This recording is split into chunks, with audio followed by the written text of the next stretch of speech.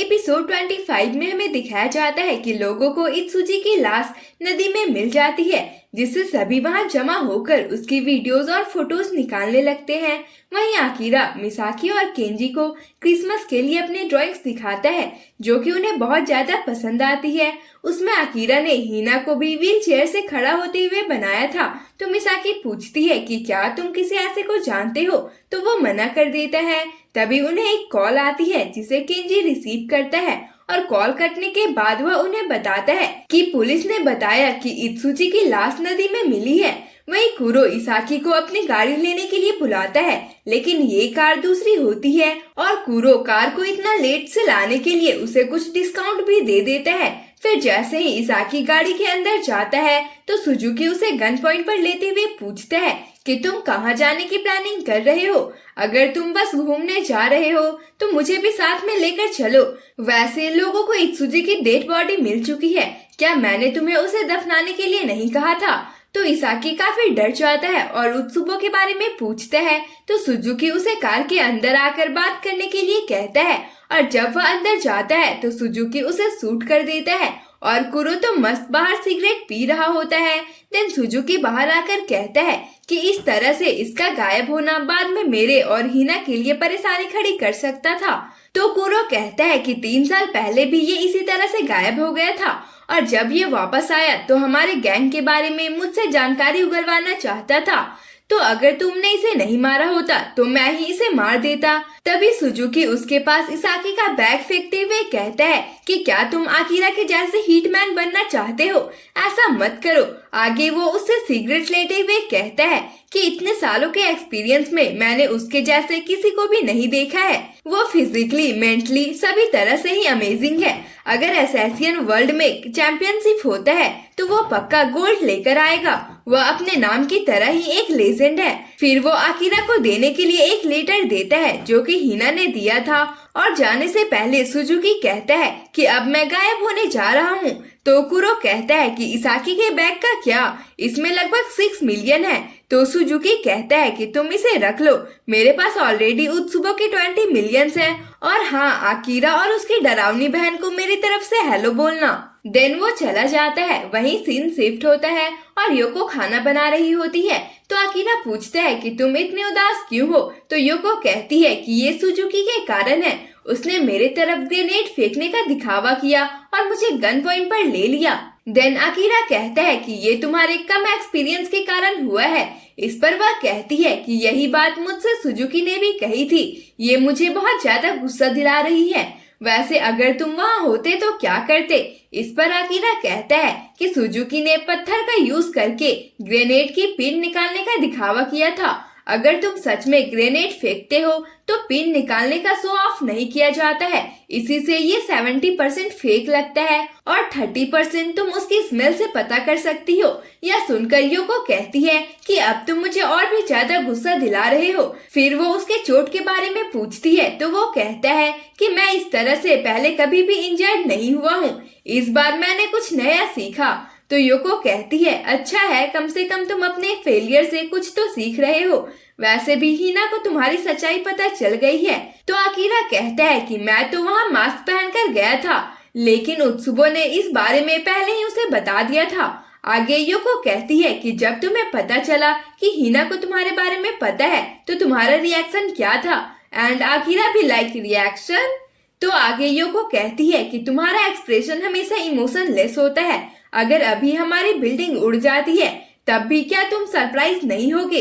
तो आकिरा उसकी बात से एग्री करता है। देन योको कहती है कि यही तो प्रॉब्लम है, तुम्हें ऑर्डिनरी लोगों के जैसे इमोशन को दिखाने की जरूरत है। तो आकिरा को ये चीज काम की लगती है और वो योको से कहता है कि अगर ये बिल्डिंग उड़ जाती है तो तुम्हारा रिएक्शन क्या होगा? तो योको उसे रिएक्ट करके दिखाती है। आगे वो कहता है कि अगर तुम्हारी आइडेंटिटी एक्सपोज हो जाती है तब क्या? तो योको उसके लिए भी रिएक्ट करके दिखाती है और कहती है कि इस तरह के एक्टिंग एक प्रो को आनी ही चाहिए। तो आकिरा कहता है लेकिन जब सुजुकी आया था तब तुमने कोई रिएक्शन नहीं दिया था। इस पर योको कहती है हाँ, इसलिए मैं इस पर काम करने वाली हूँ। आगे वो आकिरा की बिल्डिंग के एक्सप्लोड और आइडेंटिटी रिवील होने पर रिएक्ट करने के लिए कहती है, तो आकिरा उसके लिए काफी कमाल के एक्सप्रेशंस देता है, जिसे देखकर योको अपनी हंसी ही नहीं रोक पा रही होती है। तभी वहाँ कुरो आता है और आकिरा को हिना का लेटर देता है। आगे वो उसके सामने इसाकी का 6 मिलियन रखते हुए कहता है कि आप इसका क्या करना चाहते हैं। तो योको कहती है कि सुजुकी ने इसे तुम्हें दिए है ना, तो तुम इसे रख लो। तो कुरो उसे लेने से मना कर देता है। तो योको को उसकी आदत थोड़ी अजीब लगती है। देन आकिरा कहता है कि ठीक है, फिर इसे मैं रख लेता हूँ। वैसे कुरो, तुमने हमारी बहुत मदद की है, कार अरेंज करना और फिर ड्राइविंग, तो एक काम करो, इन पैसों को तुम रख लो। एंड कुरो भी लाइक, क्या सीरियसली? उसके बाद योको उसे साथ खाने के लिए ऑफर करती है, जो कि ऑफ कोर्स वो मान लेता है। और फिर आकिरा कहता है कि मैं उस व्हाइट कार को खरीदना चाहता हूँ। तो कुरो कहता है कि आपको उसे नहीं लेनी चाहिए, वो क्राइम में इन्वॉल्व है। इस पर आकिरा कहता है कि उसके सीट पर मेरी ब्लड लगी हुई है और चाहे कितनी भी सफाई कर ली जाए, लेकिन वो पूरी तरह से कभी भी बाहर नहीं आती है। आगे कुरो कहता है कि मैं इसे खुद से डिसाइड नहीं कर सकता हूँ। देन वो कैप्टन को कॉल करके पूछता है, तो कैप्टन उसे वो कार फ्री में ही देने के लिए कहता है, लेकिन साथ ही अपनी पुरानी कार की चाबियां मांगता है। देन सब कुछ सेट होने के बाद आकिरा अपने काम पर जाने के लिए निकल जाता है, जहां मिसाकी ने उसके ड्राइंग्स को स्कैन करके प्रिंट कर दिया होता है। देन केंजी मिसाकी से क्लाइंट को फाइल भेजने के लिए कहता है। तभी वह आकिरा को बताती है कि अब से तुम्हारी सैलरी 100 येन पर आवर और बढ़ा दी गई है। ये जानकर आकिरा खुश हो जाता है। फिर मिसाकी उसे पूछती है कि क्या तुम कंप्यूटर से फाइल भेजना सीखना चाहते हो, तो वो हाँ कहता है और फिर मिसाकी उसे सिखाने लगती है। तो केंजी उन्हें साथ देखकर सोचता है कि ये आपस में काफी अच्छे से रहते हैं, इन्हें कपल बन जाना चाहिए। वहीं कुरो कैप्टन को पुरानी कार की कीज दे देता है। तो कैप्टन पूछता है कि अब वो कार कहाँ है, तो कुरो कहता है कि चिंता मत करिए, मैंने उसे पूरी तरह से डिस्ट्रॉय कर दिया है। और ये सुनने के बाद कैप्टन को तो यकीन ही नहीं होता है और फिर वो उससे पूछता है कि तुमने मुझे उसकी चाबियां क्यों दी है। तो कुरो कहता है क्योंकि आपने ही तो इसे मांगी थी। देन कैप्टन मैड होते हुए कहता है, अब मैं इससे किस डोर को खोलकर किसकी इंजन स्टार्ट करूं। तब जाकर कुरो को समझ आता है कि भाई कुछ तो गड़बड़ हो गई है। आगे कैप्टन कहता है, और मैंने आकिरा को फ्री कार देने के लिए कहा क्योंकि मुझे लगा कि मेरी कार वापस मिल जाएगी। लेकिन कुरो अब माफी मांगने के अलावा कुछ भी नहीं कर सकता था और उसके बाद भी कैप्टन का गुस्सा शांत नहीं होता है। वही सीन शिफ्ट होता है और मिसाकी अपना काम खत्म कर लेती है। तो केंजी आकिरा को भी जाने के लिए कहता है। उसके बाद आकिरा मिसाकी को बाय बोलता है, तो वह उसे साथ चलने के लिए ऑफर करती है। तो केंजी उन्हें नोटिस करता है और फिर पूछता है कि इस क्रिसमस तुम लोगों का क्या प्लान्स है। तो आकिरा कहता है कि मुझे जैकल शो देखना है और मिसाकी कहती है कि शायद मैं अपने जॉब में एक्स्ट्रा शिफ्ट में काम करूंगी। तो केंजी कहता है कि तुमने लास्ट ईयर भी यही काम किया था। इस पर वह कहती है कि मुझे बहुत अजीब सा लगता है क्योंकि उस दिन सभी तरफ सिर्फ कपल्स ही होते हैं। देन आकिरा कहता है कि क्या तुम 2 साल से सिंगल हो। तभी केंजी कहता है कि क्यों ना हम इस बार साथ में क्रिसमस पर पार्टी करें। तो मिसाकी योको को भी बुलाने के लिए कहती है। इस पर केंजी कहता है, तुम्हारी बहन, मैंने सुना है कि उसे ड्रिंक करना बहुत पसंद है। तो आकिरा उससे एग्री करता है। देन केंजी एविल स्माइल देते हुए कहता है कि ये दोनों साथ में काफी अच्छे लगते हैं और ऐसा लगता है कि मिसाकी आकिरा में इंटरेस्टेड है। तो ये परफेक्ट मौका है इन्हें कपल के रूप में देखने का। देन घर आने के बाद आकिरा योको से पार्टी में जाने के लिए पूछता है, तो वो हाँ कर देती है और फिर पूछती है कि क्या तुम्हारे बॉस को ड्रिंक करना पसंद है। तो आकिरा कहता है हाँ, वो एक हैवी ड्रिंकर है।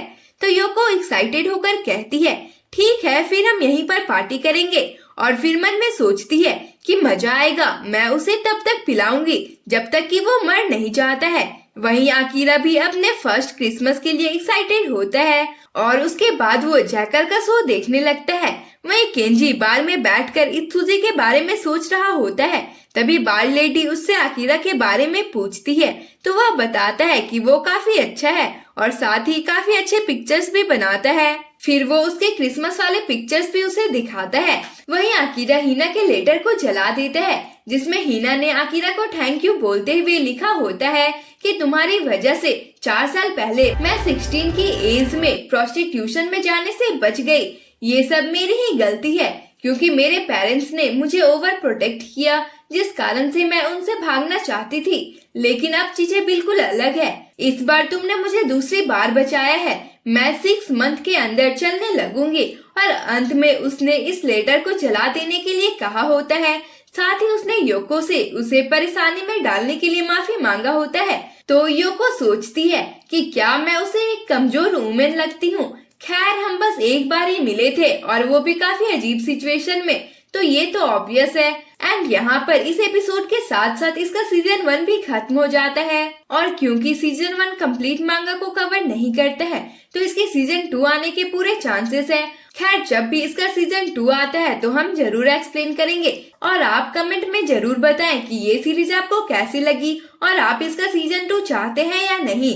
तब तक के लिए आप दूसरे एनिमे का मजा ले। बाय बाय, मिलते हैं किसी और एनिमे की दुनिया में।